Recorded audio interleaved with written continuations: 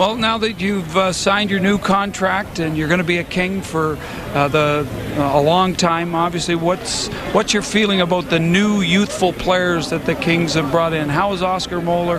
How is Drew Doughty? How's Wayne Simmons fit into the organization? I think they fit in really good. I mean, they have a lot of talent, and they're really competitive. They want to prove themselves in the league, I think. And you know, Oscar scored 2 goals tonight, and you know, he's progressing, I think. And you know, he'll be a really good player in this league. And with Wayne, you know, he's really energetic. He throws hits around. You know, he's making plays. And you know, Drew's a quarterback on our power play, and you know, he's got really good patience, really good skills, and you know, really good shot. And overall, I think we're going to be a good team when we get the experience that we need right now. But you know, like I said, I think results are going to come because we have a great group of guys down there. Ron McLean made the point earlier tonight that if the Kings can keep this core together, you'll be a force for years to come. I know you're in the moment now, and tonight's loss tough to take, but the big picture would suggest that there are good things ahead for this team. And also, Scott, you know, they're missing a key piece as well. Jack Johnson's a guy who,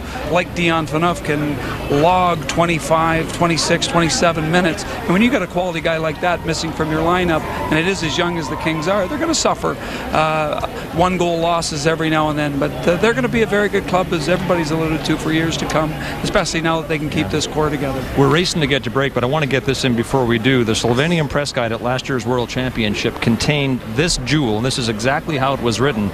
Kopitar is happily occupied by Slovenian top model Ines.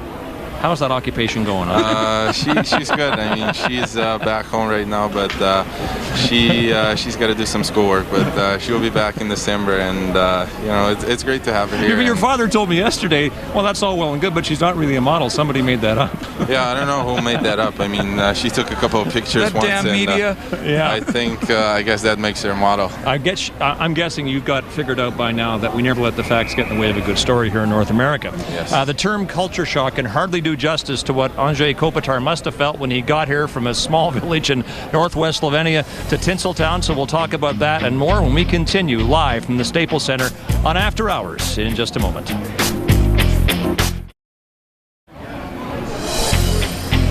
Back at the Staples Center in downtown LA as we continue with After Hours and our guest Anze Kopitar of the Kings, who a few weeks ago signed a 7-year deal that'll take him to the 2015-16 season, by which time I'll be in an old age home and Mark Crawford will have coached 3 other NHL teams. Well, thanks a lot, Scott.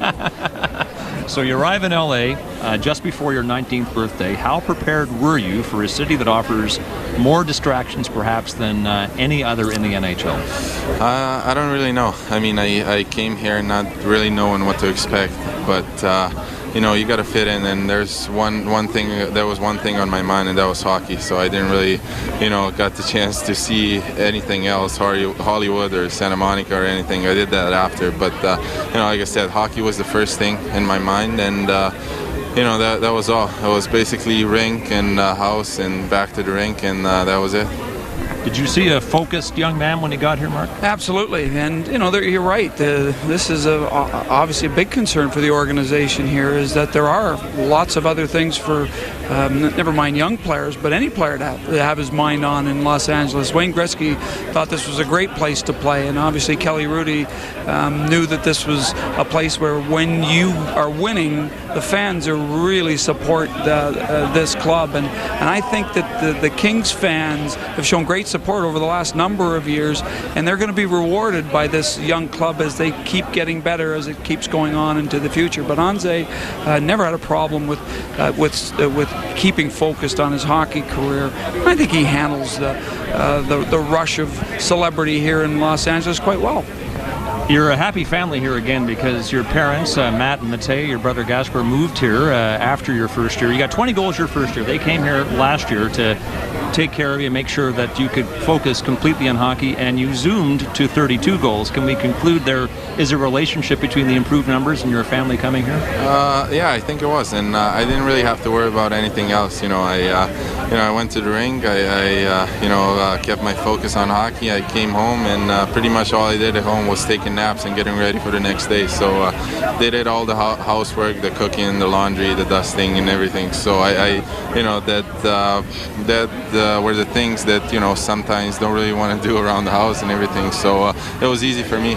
On the broadcast tonight, Mark referred to your performance in the Division I tournament, the World Championships in Slovenia a couple of years ago, in which you had 14 points to lead your country to victory, so that you earned promotion to the A pool last year, the tournament in Quebec City and Halifax. I think you scored the only goal for Canada in a 5-1 defeat by the Canadians. But I guess the question is this.